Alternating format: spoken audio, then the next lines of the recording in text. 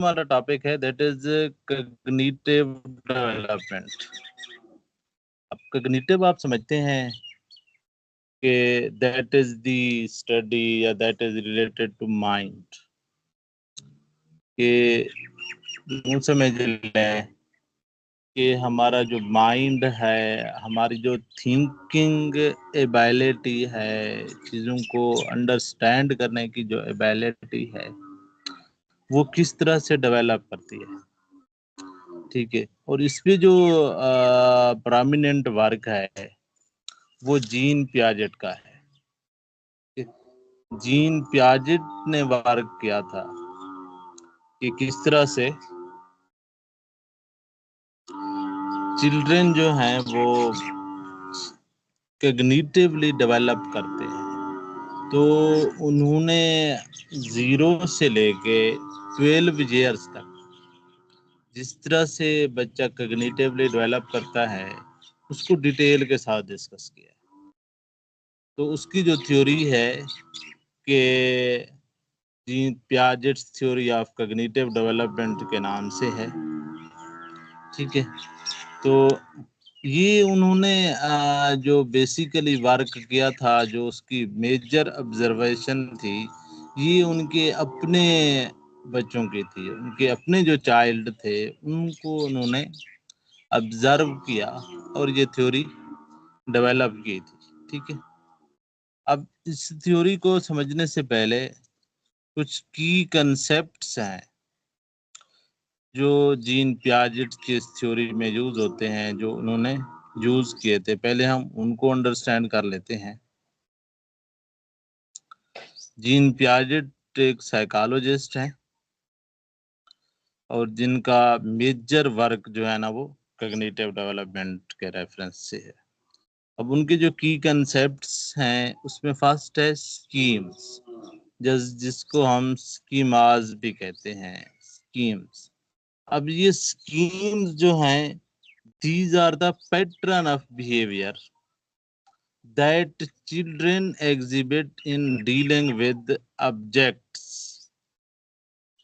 ये स्कीम जो होते हैं, स्कीमाज जो है ना, these are the pattern of behaviour. ये एक बिहेवियर पैटर्न होता है जो कि एक बच्चा एग्जिबिट करता है जब वो ऑब्जेक्ट्स के साथ डील कर रहा होता है। इसको हम यूं भी कह सकते हैं कि that is the pattern of behaviour shown by a children in grasping an object with in his reach. कि ये वो पैटर्न है कि जब वो बच्चा किसी ऑब्जेक्ट को ग्रास्प कर रहा है या ऑब्जेक्ट के साथ डील कर रहा है जो कि उसकी रीच में है। ठीक है, तो उसको स्कीम्स कहा जाता है। ठीक है, तो सिंपली हम कह सकते हैं these are the pattern of schemes are the pattern of behaviour. ठीक है। नेक्स्ट उसके बाद जी, किसी का कोई क्वेश्चन है?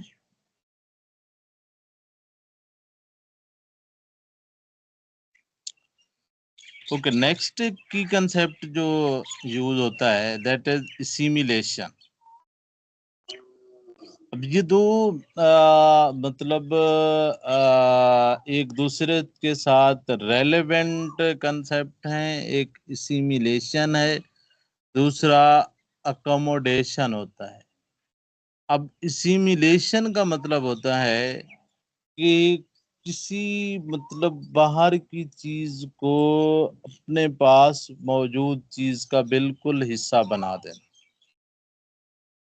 ठीक है ना, तो इसको जो डिफाइन किया गया है कि simulation takes place when the organism uses some object in the environment in the course of its activity. It occurs when the new is drawn into the old behavior pattern and becomes a part of the child's inner organization। ठीक है, कि ये अगर आप जो है ना मतलब कोई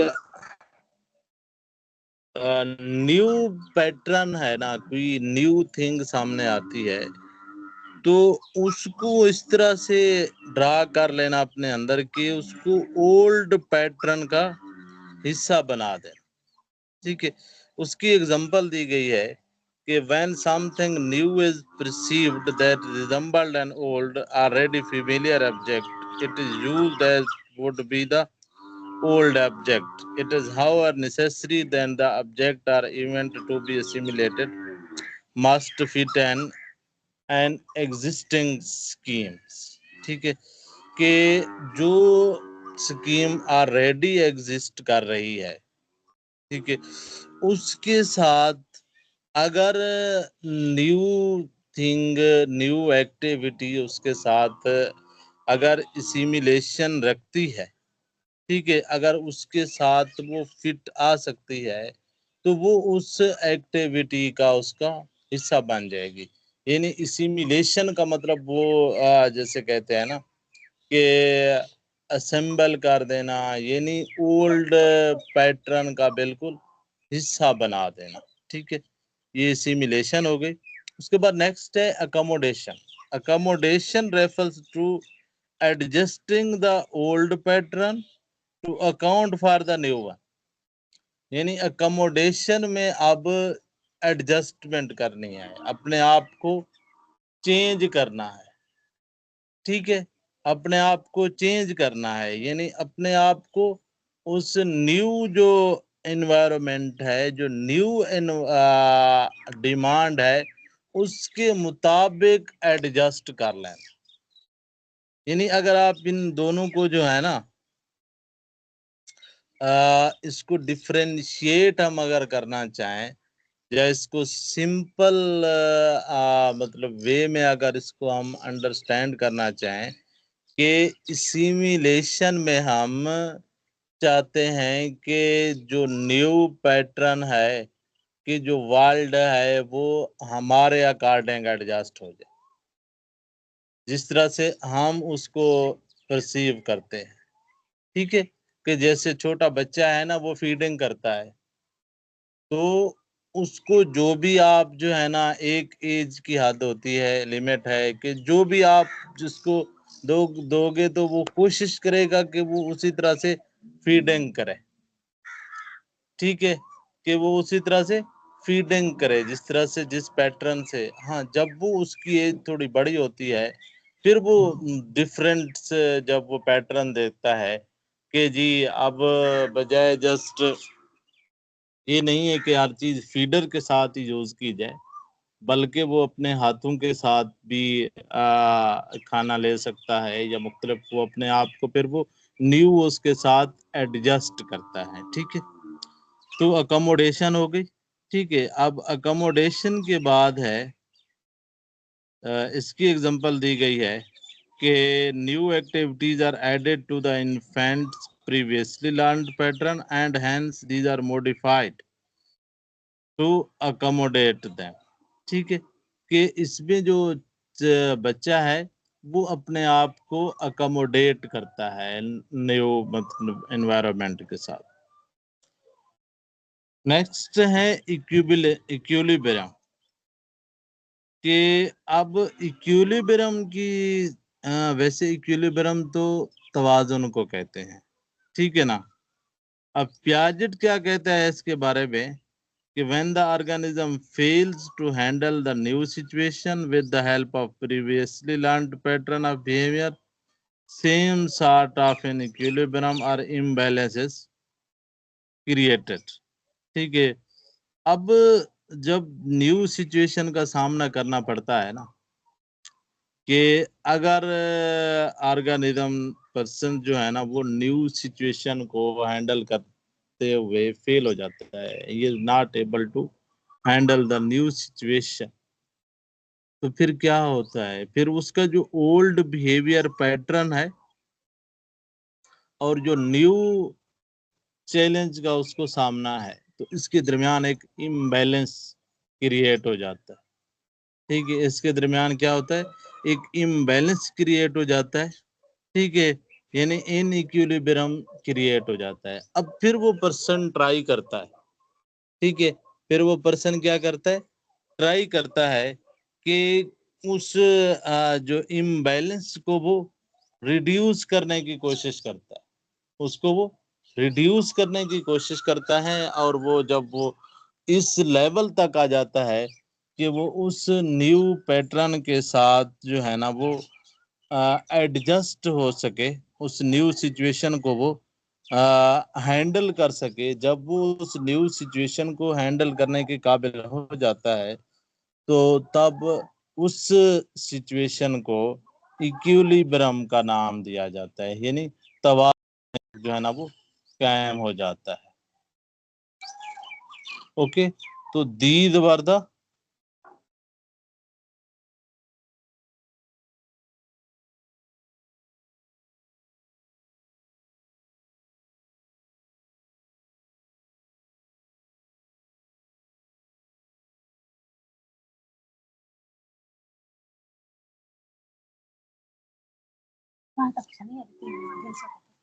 ओके, ये तीन कंसेप्ट हो गए, schemes, simulation, accommodation and equilibrium, यानी चार ये की कंसेप्ट हो गए। नेक्स्ट उसके बाद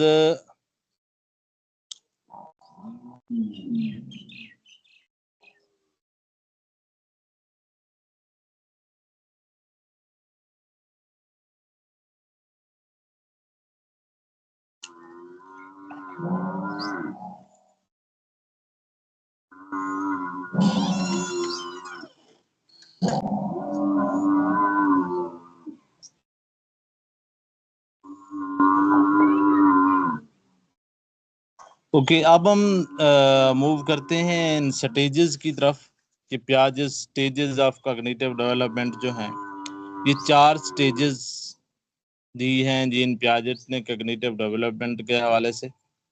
फर्स्ट जो है इसको सेंसरी मोटर थॉट भी कहते हैं, या सेंसरी मोटर स्टेज होती है, जो कि 0 से 2 ईयर्स तक होती है।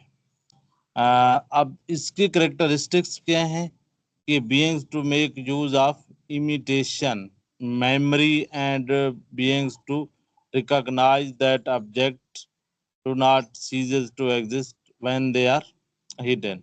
ठीक है, अब इसमें जो करेक्टरिस्टिक्स हैं, इसमें इमिटेट करता है बच्चा, यानी कॉपी करने की कोशिश करता है, मेमोरी उसकी डेवलप हो रही होती है, ठीक है, और चीज़ों को वो रिकॉग्नाइज करना शुरू करता है। और इसका एक इसकी डिटेल के साथ अगर हमें जाएं, तो एक और चीज़ भी है कि out of sight out of mind, ये भी इसी स्टेज का एक इम्पॉर्टेंट करेक्टर है बच्चे का, कि जो चीज़ें मतलब उसके सामने नहीं है, तो वो ये समझता है कि ये मौजूद ही नहीं है, एग्जिस्ट ही नहीं करते। फिर सेकंड है प्री ऑपरेशनल स्टेज।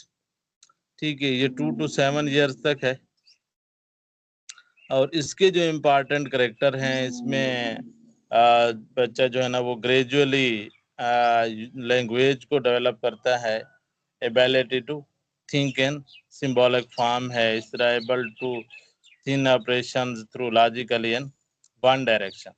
हाँ जी, अब इसमें है कि वो ऑपरेशंस तो कर सकता है, लेकिन वो logically but in the one direction कर सकता है। फिर कंक्रीट ऑपरेशनल स्टेज है, वो 7 to 11 ईयर्स तक है। ठीक है, और उसके बाद फॉर्मल ऑपरेशनल स्टेज है, और फॉर्मल ऑपरेशनल स्टेज जो होती है, ये 11 एंड अबव भी इसको बाद बुक्स में लिखा है, या 12 एंड अबव होती है। ठीक है,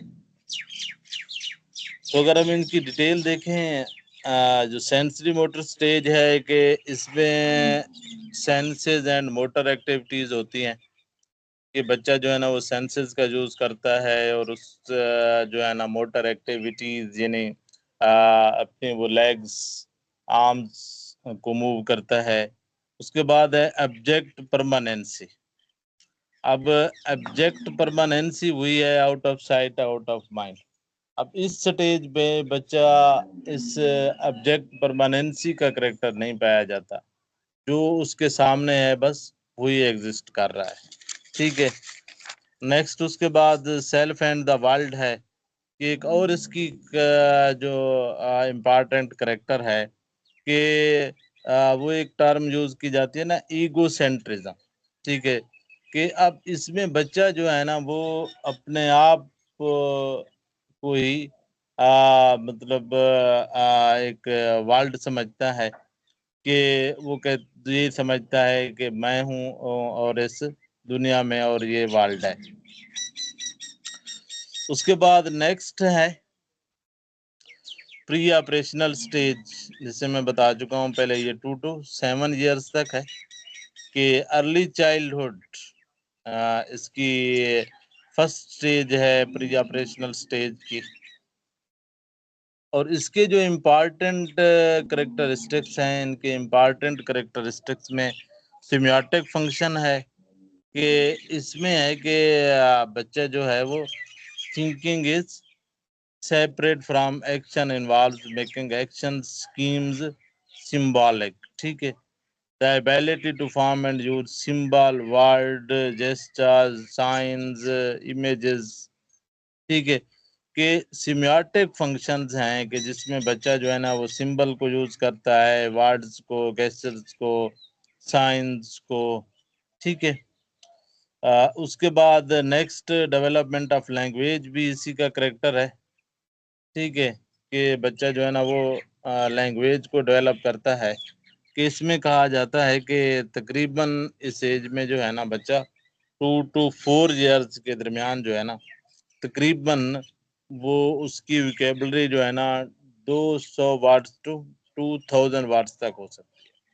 अच्छा, इसका एक और करेक्टर है कि डिफिकल्टी इन कंजर्वेशन, कि अब इस स्टेज में बच्चा के अंदर कंजर्वेशन का जो करेक्टर है वो नहीं पाया जाता। कंजर्वेशन का मतलब ये है कि जो चीज़ों की मौजूदगी है, ठीक है ना, अगर उनकी मतलब स्पेस या उनकी मतलब आप लोकेशन चेंज करते हैं तो वो बच्चा ये समझता है शायद उन थिंग्स की जो एक्चुअल वैल्यू है, जो एक्चुअल क्वांटिटी है, वो भी चेंज हो गई है। तो इसकी एक एग्जांपल दी जाती है कि अगर आप जो है ना वाटर को या किसी मतलब लिक्विड को अगर आप छोटे उसको समाल बर्तन की बजाय अगर आप उसी को जो है ना वो लार्ज बर्तन में उंडेल देंगे तो वो खाली रह जाएगा कुछ हिस्सा, तो बच्चा ये समझेगा कि एक्चुअली उस लिक्विड की मिकदार जो है ना वो कम हो गई है। ठीक है, उसके बाद ये ईगोसेंट्रिज्म है कि इसमें है कि प्री ऑपरेशनल के बच्चे जो है ना वो ईगो सेंट्रिज्म है कि it means they tend to see the world experience of the other from their own view point, के इसमें ये बच्चे समझते हैं कि ये जो है ना ये जो अर्ली इसका प्री ऑपरेशनल पीरियड है इसमें होता है कि बच्चे ये समझते हैं कि पूरी दुनिया जो है ना उसी पॉइंट ऑफ व्यू से जो है ना वो तमाम लोग जो है ना दुनिया को देखें जिस पॉइंट ऑफ व्यू से वो खुद देख रहा है। फिर इसमें एनिमिज्म का एक करेक्टरिस्टिक है कि एनिमिज्म मीन ये है कि चिल्ड्रन बिटवीन जो 4 and 6 ईयर ऑफ एज होते हैं, ठीक है ना, कि वो ये समझते हैं कि हर चीज अलाइव है अनलेस इट इज ब्रोकन और डैमेज। ठीक है, children up to 7 year regard everything that moves to be alive. For children of 8 to 10 year everything that move itself is alive. ठीक है ना, कि अब इसमें ये भी वो समझते हैं कि जो चीज़ जो है ना वो मूव कर सकती है वो ये समझते हैं कि वो अलाइव है। ठीक है, हाँ, अगर वो उसको ब्रोकन या डैमेज कर दिया गया है तो वो कहते हैं दैट इज नॉट अलाइव। उसके बाद ये कंक्रीट ऑपरेशनल स्टेज है जो 7 to 12 ईयर्स। अब इसमें जो है कि वो प्रिंसिपल ऑफ एक तो कंजर्वेशन आ जाता है, जो कि लैक ऑफ कंजर्वेशन हमने देखा कि प्री ऑपरेशनल में है, ऑपरेशनल में कंजर्वेशन का जो कंसेप्ट है वो बच्चे के पास आ जाता है। फिर यहाँ पे क्लासिफिकेशन है। ठीक है, अब बच्चा जो है ना वो क्लासिफाई कर सकता है। ठीक है, मसलन अगर आप डिफरेंट मतलब स्पीशीज के जो है ना वो एनिमल्स उसके सामने रखेंगे तो वो उनको क्लासिफाई कर सकता है, ठीक है ना, उनकी स्पीशीज के अकॉर्डिंग।